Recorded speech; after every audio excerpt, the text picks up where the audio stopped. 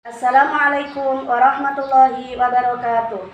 Perkenalkan, nama saya Tumini SPDI, Guru Pendidikan Agama Islam di ML Hidayah Bulukaran Gembong Pati, sekaligus mahasiswa PPG dalam jabatan di LPTK UIN Syarif Hidayatullah Jakarta, dengan nomor induk peserta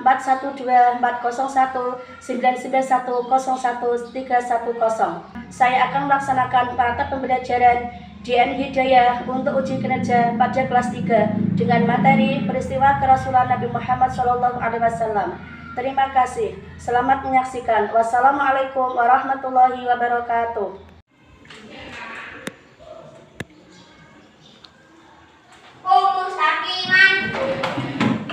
Assalamualaikum warahmatullahi wabarakatuh. Waalaikumsalam warahmatullahi wabarakatuh. Bagaimana kabarnya hari ini anak-anak? Alhamdulillah sehat. Semua Sehat. alhamdulillah. Halo, selamat pagi. Apa kabar? Baik. Halo, selamat pagi. Apa kabar? Baik. Halo, selamat pagi. Halo, selamat pagi. Halo, selamat pagi. Apa kabar? Baik. Hello, good morning and good afternoon, just friend. Hello, good morning and good afternoon, just friend. Hello, good morning. Hello, good morning. Hello, good morning and good afternoon, just friend. Tepuk semangat.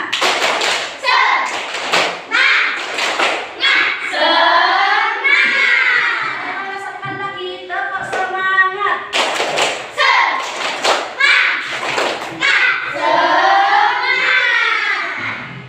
Sebelum kita memulai pelajaran, kita berdoa bersama terlebih dahulu ya. Siapa yang mau maju untuk memimpin doa? Nazar, ya maju Mas Nazar.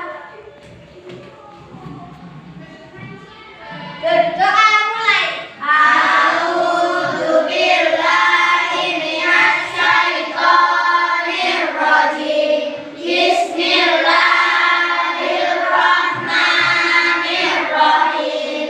Raditu billahi rabban wa bil islami dinan wa bi Muhammadin nabiyyan wa rasulah.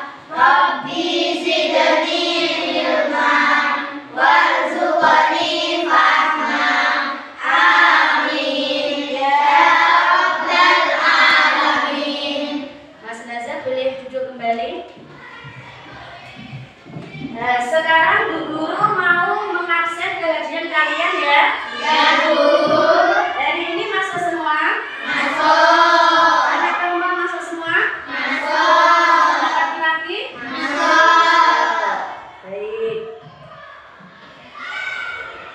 Menanamkan rasa nasionalisme kepada bangsa Indonesia, mari kita menyanyikan lagu Garuda Pancasila dengan bertepuk tangan ya. Ya Guru. Garuda Pancasila, akurat pendukungmu. Barisan proklamasi, sedia berkorban untukmu. Pancasila adalah negara, rakyat dibangun sentosa. Pribadi bangsaku, ayo maju, maju, ayo maju, maju, ayo maju, maju. Pada pertemuan minggu yang lalu kita belajar materi tentang apa? Siapa yang masih ingat? Saya Guru. Ya. Tentang apa, Mas? Masa dewasa Nabi Muhammad. Masa dewasa Nabi Muhammad Shallallahu Alaihi Wasallam. Pada materi itu terjadi peristiwa yang sangat penting. Di antaranya apa? Letak dulu Bu. Ya, Mas Nazar. Peletakan Hajar Aswad. Peristiwa peletakan Hajar Aswad. Sekarang kita lanjutkan materinya, yaitu tentang peristiwa kerasulan Nabi Muhammad SAW. Nah, dalam materi pembelajaran kita ini nanti diharapkan kalian semua mampu untuk menjelaskan kemudian meyakini dan menuliskan tentang peristiwa kerasulan Nabi Muhammad SAW dengan benar. Belum Ibu Guru melanjutkan materi dan menjelaskan tentang peristiwa kerasulan Nabi Muhammad SAW, di sini Ibu Guru mau memperlihatkan materi yang sudah Ibu siapkan di PowerPoint yang ada di layar proyektor ya. Nah, bisa anak-anak lihat.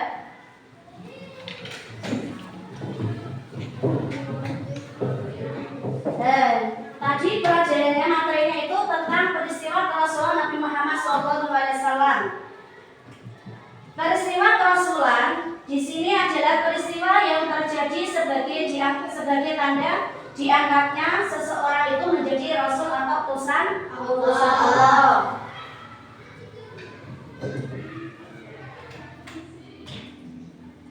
Terus yang selanjutnya yaitu Nabi Muhammad bertafakur. Bertafakur itu artinya menyendiri dan merenungkan sesuatu.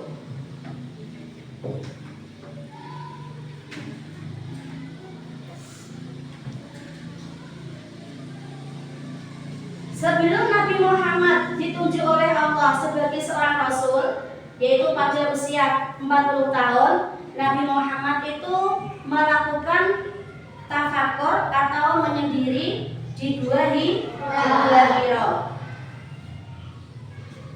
Kira-kira tujuan Nabi Muhammad bertafakur itu apa? Yang pertama itu adalah untuk membersihkan hati dan pikiran agar tidak tercampuri urusan duniawi. Yang kedua itu merenungkan akhlak tercela yang sering dilakukan oleh masyarakat Mekah. Yang ketiga, banyak merenung memikirkan perbuatan kaumnya dan berdoa agar kaumnya diberi petunjuk.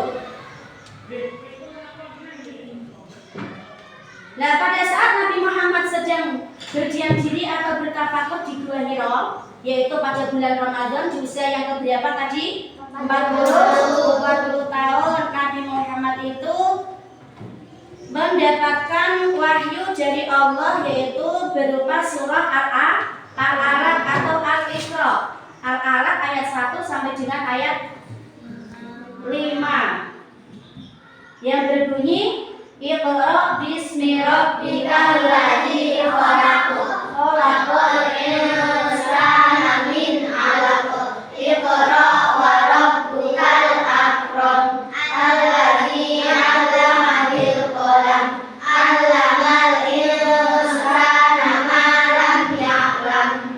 Itu adalah wahyu atau Al-Qur'an yang diturunkan oleh Allah kepada Nabi Muhammad saat Nabi Muhammad sedang berkholwat atau bertafakur di Gua Hiro. Setelah mengalami peristiwa tersebut, Nabi Muhammad turun dari Gua Hiro dan pulang dalam keadaan ketakutan. Dadanya menggigil, kemudian berkeringat dan bingung. Khadijah merasa khawatir melihat kondisi suaminya karena selama ini belum pernah terjadi. Kemudian Nabi Muhammad itu meminta istrinya yang bernama siapa? Siti Khadijah untuk menyelimutinya. Beliau berkata, selimuti aku. Kemudian Siti Khadijah itu menyelimutinya. Untuk lebih menenangkan hati suaminya, Khadijah itu kemudian mengajak Nabi Muhammad SAW untuk mendatangi saudara sepupunya yang bernama Waraqah bin Nawfal, yaitu seorang pendeta Nasrani yang banyak mengetahui nubuat tentang Nabi terakhir dan dari kitab-kitab Injil dan Taurat. Nah, mendengar cerita yang dialami oleh Nabi Muhammad tersebut, Waraqah bin Nawfal itu berkata bahwa Nabi Muhammad telah dipilih oleh Allah menjadi seorang Nabi dan Rasul. Sekarang selanjutnya yaitu tentang turunnya wahyu yang kedua. Setelah menerima wahyu yang pertama kalinya tadi di Gua Hiro, Rasulullah itu tidak menerima kembali wahyu yang kedua selama beberapa hari. Padahal beliau itu sangat rindu akan menerima wahyu kembali berikutnya. Masa terputusnya wahyu untuk sementara waktu itu disebut dengan fatratul wahyi atau masa kekosongan turunnya wahyu. Saat Nabi Muhammad tadi sedang berselimut, Allah itu kemudian menurunkan wahyu yang kedua, yaitu surah Al-Mudaththir ayat 1 sampai dengan ayat 7. Selanjutnya Nabi Muhammad berdakwah. Setelah menerima wahyu yang kedua, saat itulah Nabi Muhammad diangkat menjadi seorang rasul. Wahyu yang kedua tadi berupa apa? Quran surah Al-Mudaththir ayat 1 sampai dengan 7 itu berisi tentang perintah mendakwahkan ajaran agama Islam. Dan Nabi Muhammad diperintahkan untuk memberi peringatan kepada umatnya. Di antaranya yang pertama adalah mengesahkan Allah Subhanahu wa Ta'ala. Yang kedua, menjauhi perbuatan maksiat atau tercela. Yang ketiga, larangan mengambil keuntungan secara batil. Yang keempat adalah bersabar untuk menjalankan perintah Allah. Sekarang Nabi Muhammad berdakwah. Nabi Muhammad berdakwah itu dilakukan dengan cara yang pertama itu secara sembunyi-sembunyi atau secara diam-diam. Yang pada saat itu hanya ditujukan kepada keluarga dan para sahabatnya. Dilakukan selama berapa tahun? 3 tahun, yaitu di rumahnya sahabat Arqam bin Abil Arqam. Orang-orang yang pertama kali masuk Islam pada saat Nabi Muhammad berdakwah menyebarkan agama Islam, di antaranya itu adalah Siti Khadijah binti Khuwailid, kemudian siapa? Ali bin Abi Thalib, Abu Bakar As-Siddiq, Utsman bin Affan, ada Zubair bin Awam dan lain sebagainya, ya. Nah, adapun orang-orang yang pertama kali masuk Islam itu disebut apa, Cak? As-Sabiqun al-Awwalun. Orang-orang yang pertama kali masuk Islam itu disebut dengan As-Sabiqun al-Awwalun. Setelah 3 tahun berdakwah secara diam-diam, kemudian turun wahyu untuk menjalankan dakwah secara terang-terangan. Perintah itu terdapat pada surah Al-Hijr ayat 94, bunyinya Fastaqim bima tu'maru wa a'rid 'anil musyrikin. Itu adalah perintah untuk berdakwah secara terang-terangan. Nabi Muhammad kemudian melaksanakan perintah dakwah secara terang-terangan kepada kerabat dan beberapa orang terpandang dari suku Quraisy. Nabi Muhammad itu menyampaikan inti ajaran Islam agar manusia hanya menyembah kepada Allah dan dilarang untuk menyembah berhala atau benda-benda lainnya. Nabi Muhammad mengajarkan ajaran kebaikan melalui keteladanan sikap-sikap terpuji yang beliau lakukan, seperti rendah hati, berani, membela yang benar, bersikap kasih sayang dengan sesama. Dan karena Nabi Muhammad itu mempunyai akhlak yang mulia, sehingga semakin banyak orang-orang yang mau memeluk agama Islam. Itu tadi materi yang ada di PowerPoint.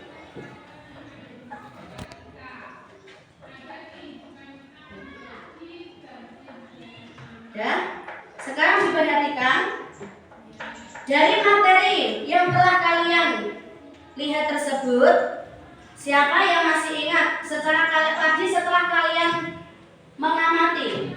Siapa yang masih ingat pengertian tentang Rasul tadi apa? Rasul. Pengertian Rasul, Mas Naza? Seseorang yang diutus oleh Allah untuk menerima wahyu.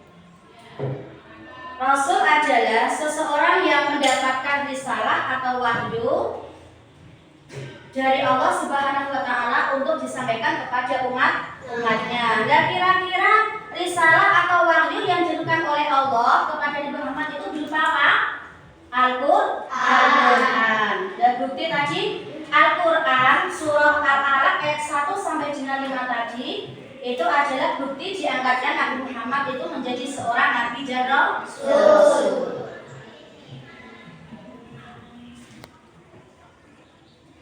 Guru menyampaikan materi lebih detail lagi tentang peristiwa kerasulan Nabi Muhammad SAW.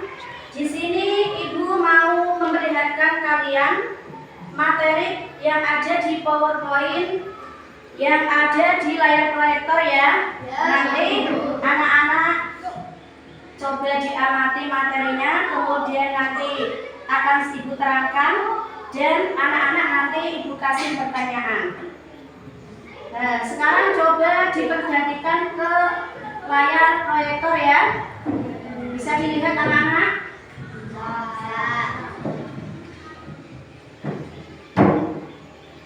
Nah, itu yang pertama tentang peristiwa kerasulan Nabi Muhammad SAW.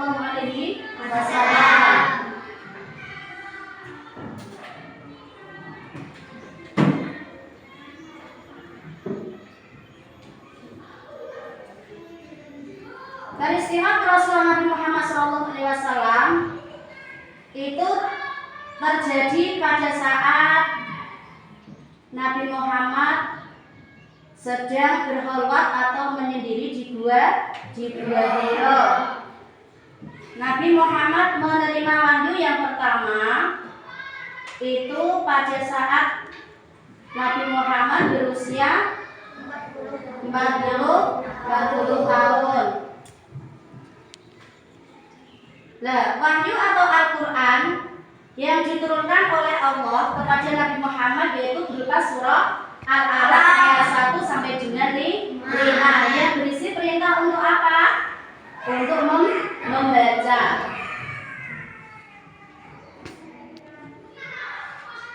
Nah, sekarang turunnya wahyu yang kedua.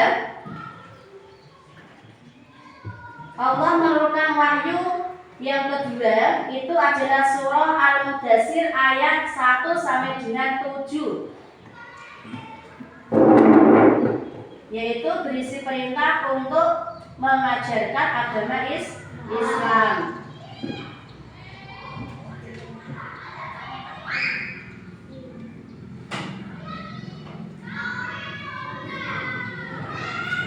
Yang selanjutnya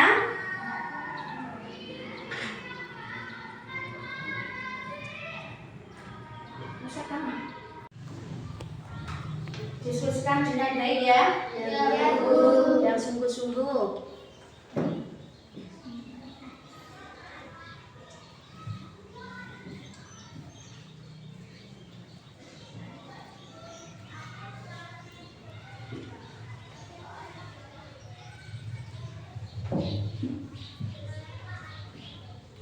Waktu diskusi sudah selesai ya. Ya, Bu. Sekarang dibuat presentasi baca di depan kelas.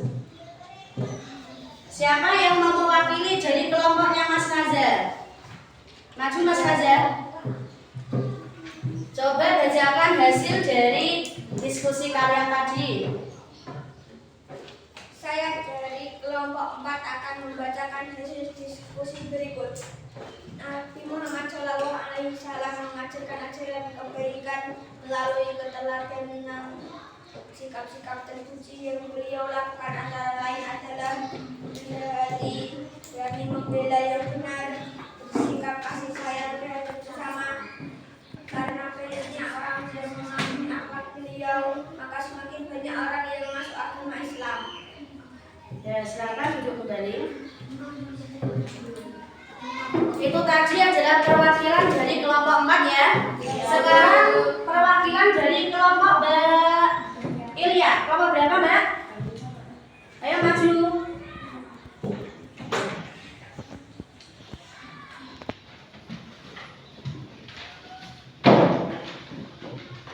Saya dari kelompok 3 akan membacakan hasil diskusi berikut. Nabi Muhammad melakukan dakwah secara terang-terangan kepada kerabat dan beberapa orang terpandang dari suku Quraisy. Setelah itu wahyu yang kedua surat Al-Mudaththir ayat 1 sampai 7. Nabi Muhammad menyampaikan inti ajaran Islam.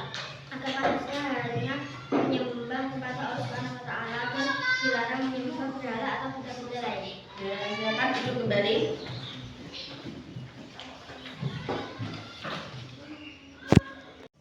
Dari materi yang tadi setelah Ibu sampaikan, sekarang Ibu Guru mau ngasih materi yang harus didiskusikan kalian ya. Nah, setelah hasil diskusi Anda selesai, nanti bisa dipresentasikan satu persatu bergantian di depan kelas.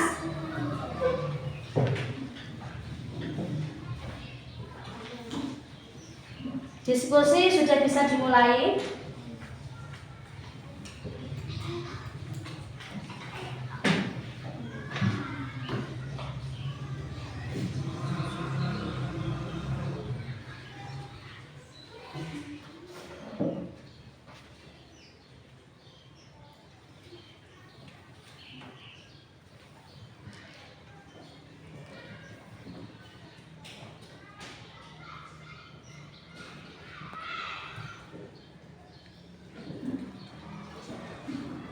Demikian tadi hasil diskusi yang telah disampaikan oleh teman kalian ya.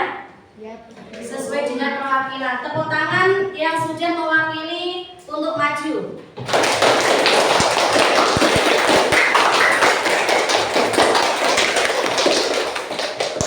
Nah, dari materi pembelajaran yang telah Ibu sampaikan tadi, Ibu berharap supaya kalian semua itu dapat meneladani keteladanan yang ada pada diri Rasulullah, yaitu mempunyai sifat rendah hati, dermawan dan lain sebagainya. Saya kira pelajaran pada hari ini cukup sekian dulu ya. Kita baca hamdalah bersama-sama. Alhamdulillah.